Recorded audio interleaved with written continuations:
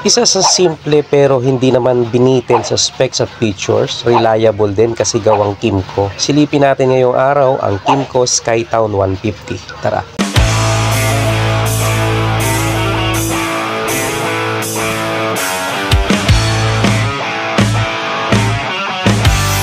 Bago ang lahat mga boss, paki-like naman ang video. Kung sa Facebook ka nanonood, paki-follow at paki-subscribe naman pag nasa YouTube ka para ma-update kita kapag may bago akong upload. Tara, simulan na natin to. Dito sa harapan, simple ang datingan. Ang headlight niya naka U-shape lang. Yan yung unang-una mong mapapansin sa kanya. Yan yung character niya unang tingin. Malapad na clear windshield, non-adjustable. Merong mga konting kanto sa gilid. Pero plain lang yung kanyang kulay. Pagka kulay black, talagang pure black siya. Pero itong white, may kombinasyon siya na black. Kaya talagang naging premium yung kanyang datingan na parang medyo elegante din. Wala tayong ibang makikita dito kundi yung mga ilang emblem. Mayroong Kymco na logo dito sa may harapan, pinakagitna, TCS dito sa gilid, sa taas, at 150 naman dito sa tabi ng signal light. Kulay silver ito, naka-emblem. At Skytown naman dito sa gilid, sa bandang hulihan, naka-highlights na naka-emblem. Kulay silver din. LED yung kanyang headlight at saka yung kanyang taillight, maliban sa kanyang mga signal light. May mga reflectors din na nilagay dito sa bandang hulihan. Merong magkabilaan dito. At dito naman sa kanyang tapaludo, meron pa rin isang reflector na added visibility at night. Ang apakan ng rider ay may extension, kaya pwede tayong umunat dito kapag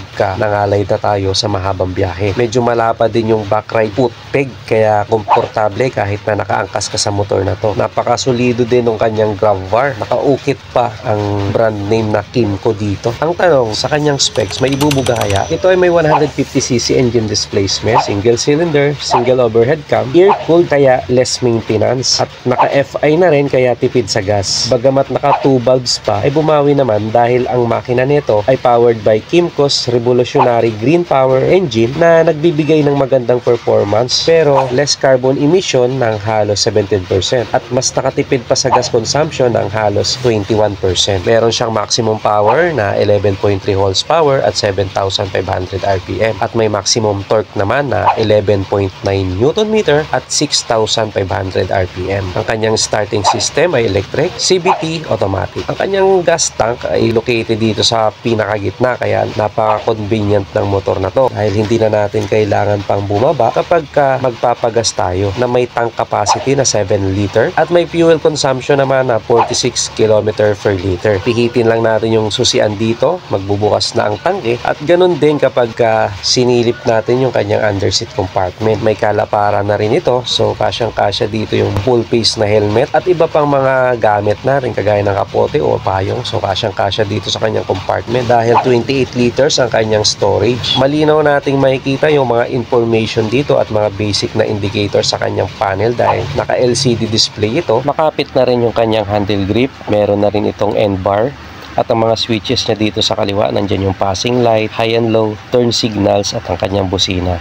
At dito naman sa kanan, makikita natin yung kanyang electric starter. May USB charging port na rin ito na Type A and Type C. Kung alin sa dalawa yung available na cord natin, ay pwede tayong mag-charge habang nasa biyahe. Pwedeng i-charge yung cellphone o kaya yung camera natin. At ang maganda dito sa motor na to, hindi naman talaga siya tinipid sa mga safety features kagaya ng TCS or traction control system. Kaya makakaiwas tayo na madulas kahit na basa or maputik or mga mabuhangin na kalsada dahil meron nga siyang traction control system. Na bukod doon, meron pa siyang dual channel ABS kaya hindi basta-basta maglalak ang kanya mga preno kapag biglaan nating napihit yung ating mga brake lever. Sa mga gantong klaseng features, may iwasan natin na madisgrasya o kaya sumemplang yung ating mga motor. Sa kanya naman mga brakes, sa harap at sa likod naka-disc brake, syempre with ABS na yan. At sa sukat naman ng kanyang mga gulong, sa unahan 110/70/14 at sa likuran naman ay 130/70/13.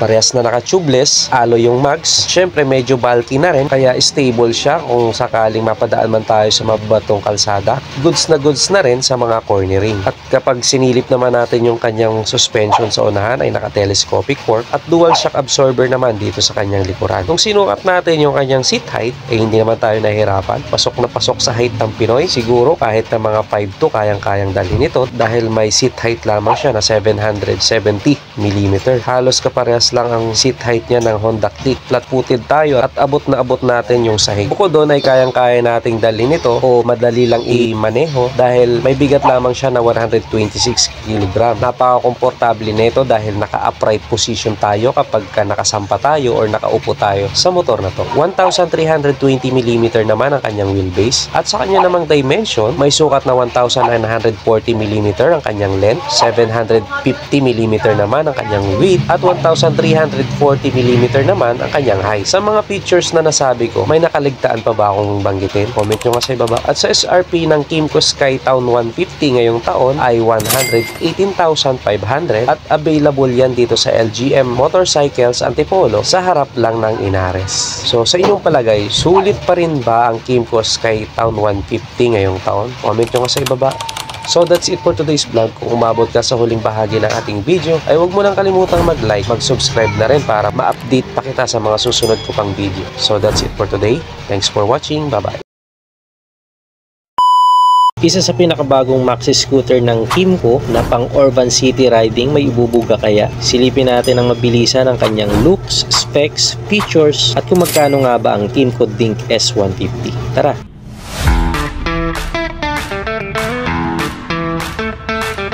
Nandito tayo ngayon sa Binelli Antipolo sa LGM Motorcycle Sales and Service para i-review ang Kymco Dink S150. Nakita natin dito na kararating lang, nakabalot pa. Kaya isang mabilisan lang na review to dahil kararating lang ng unit. Hindi na natin tatanggalin yung plastic na nakabalot. Let's go. Sa kanyang looks ay maxi talaga ang datingan. Sobrang sporty dahil sa pagka-aggressive ng kanyang datingan. Dito sa unahan may mga deep lining. Kumbaga parang makanto siya. May mga sharp edges kaya talagang lumitaw yung pagka-sporty ng motor na to. Napaka-minimalist lang din kasi wala siyang decals. Una nyo talagang mapapansin sa kanilang mga motor ay talagang halos minimalist lang talaga at walang masyadong decals kahit na anong motor nila. Dito sa kanyang windshield na parang tinted or black ay may logo lang ng Kymco, letter K, 150 dito sa bandang unahan, sa gilid magkabilaan, TCS dito sa kanyang front fender at 3D emblem naman sa likuran na Dink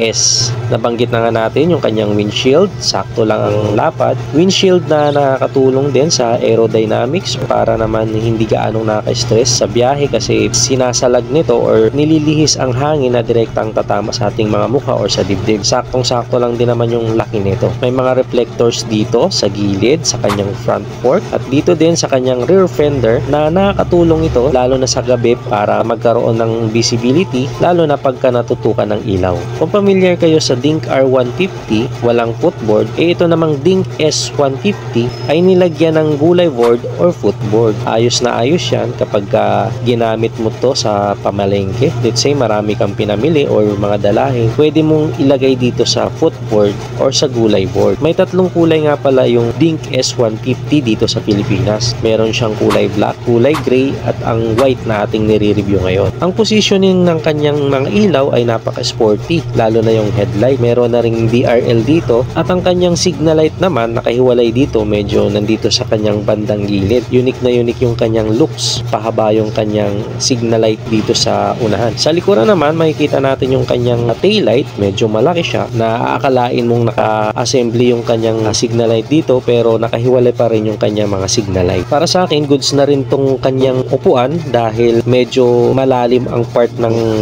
para sa riders para kung sakaling bigla kang napreno ay hindi ka aabante sa pinakaunahan. Sakto lang din yung lambot ng kanyang cushion. So solid din yung kanyang grab bar, maganda din. Unique dahil ngayon lang ako nakakita ng ganitong grab bar. At yung napansin ko din dito sa kanyang side mirror, akala mo aftermarket na dahil napakasolido ng kanyang stem. Ganda ng datingan, no? Pero stock lang po yan na side mirror. Sa kanya namang engine specs, meron siyang engine displacement na 149.8cc to be exact, single cylinder, single overhead cam, at liquid cooled na maganda ang performance sa long ride. Hindi kayo basta-basta mag-overheat yung makina. 4-stroke, 4 valves, at syempre naka-FI na rin. Meron siyang maximum power na 14.7 horsepower at 8,500 RPM at torque naman na 13.2 Nm at 6,500 RPM. All LED na nga rin pala yung kanyang mga ilaw, magmula sa kanyang headlight, taillight at sa kanyang mga winkers. Naka-LCD display na rin ang kanyang panel at lahat naman ng mga importante at pangunahing information, mga indicator na kailangan ng isang rider ay nakapaloob na dito or makikita na natin dito. At napansin ko din na adjustable yung kanyang brake lever dito, parang meron siyang selector. At dito naman sa pinakagitna, makikita natin, meron kasi siyang takip. Hindi mo akalain na nandito yung kanyang USB ready na charging port. Hindi ka matatakot na malobat ka, lalo na kapag nasa malayong biyahe ka. Dahil pwede ka na ditong mag-charge in an instant. Ilagay mo lang dito sa kanyang bulsa, dito sa unahan yung ating mga phone at okay na yan. Makakapag-charge ka na ng maayos. Keyless na rin pala ang scooter na to. Syempre, naka-TCS yan or traction control system. Dagdag sa safety. Ito yung features na kapag dumaan tayo sa madulas, mabuhangin o basang daan, ay hindi tayo basta-basta madudulas o maaksidente dahil automatic na isasabay pa rin ito ang ikot ng gulong sa hulihan proportion sa ikot ng gulong sa unahan para iwas talaga sa aksidente. Sa kanyang brake, syempre, naka-dual channel ABS ito, kaya no worries tayo. Pag napigan natin na malakas ang ating mga preno, hindi ito basta-basta maglalak. Talagang iwas tayo dito sa disgrasya, dagdag sa safety ng motor at syempre sa mga driver na rin. Napaka-solid na nun dahil dati mga big bike lang merong ganitong klaseng features. Ngayon, nilagay na nila kahit sa mga scooter. At meron din siyang emergency brake warning na kapag ka naman bigla kang nagpreno dahil may hindi inaasahang paghinto ng sasakyan sa unahan mo, ay automatic na magbi-blink ang signal light sa likod para magbigay ng warning sa mga sasakyan na nasa likuran para maiwasan din na bumunggo yung nasa likuran natin. At syempre may malawak siyang underseat compartment na kasya for sure dito yung half face na helmet. Siguro kung may magkakasya man na full face na helmet dito ay nakadepende na lang sa size, na okay lang din naman kung hindi magkasya yung full face na helmet dahil meron din naman siyang helmet hook na pwede nating pagsabitan ng mga helmet. Sa kanyang mga brakes, kung makikita natin, ayan, sa kanyang front, naka-disc brake. Sa likuran, naka-disc brake din, na equip na ng ABS. Sa kanyang suspension, dito sa unahan ay naka-telescopic fork at sa likuran naman ay dual shock absorber. Ang sukat ng gulong sa unahan may 120/70 by 13 at sa likod naman ay 130/70 by 13. So may kalaparan na rin ito. Proportion na proportion yung sukat ng kanyang gulong sa body structure niya, kumbaga hindi alangan. Dahil maxi scooter to, malaki yung motor, medyo malapad, kaya bagay yung mga ganto kalapad din ang mga gulong. Sa kanya namang seat height, meron siyang 783mm, sakto lang sa height natin na 5'6" nung sinukat natin. Pinupuan natin, hindi naman tayo nahirapan na i-maniobra. Siguro sa mga 5'4", kayang-kaya pa to. At meron naman siyang wheelbase na 1,374. So sa inyong palagay, okay na okay ba yung specs at mga features ng Kymco Dink S150 kumpara sa mga iba pang naiisip natin na motor? Comment nyo nga sa ibaba. At sa SRP naman ng Kymco Dink S150 ngayong taon ay meron siyang 142,900. So sa inyong palagay, sulit ba ang presyo ng motor na to sa kanyang mga specs, features? So that's it for today's vlog. Kung umabot ka sa huling bahagi ng ating video, ay huwag mo nang kalimutang mag-like, mag-subscribe na rin para mas maging updated ka pa sa mga susunod nating video. So that's it for today. Thanks for watching. Bye-bye.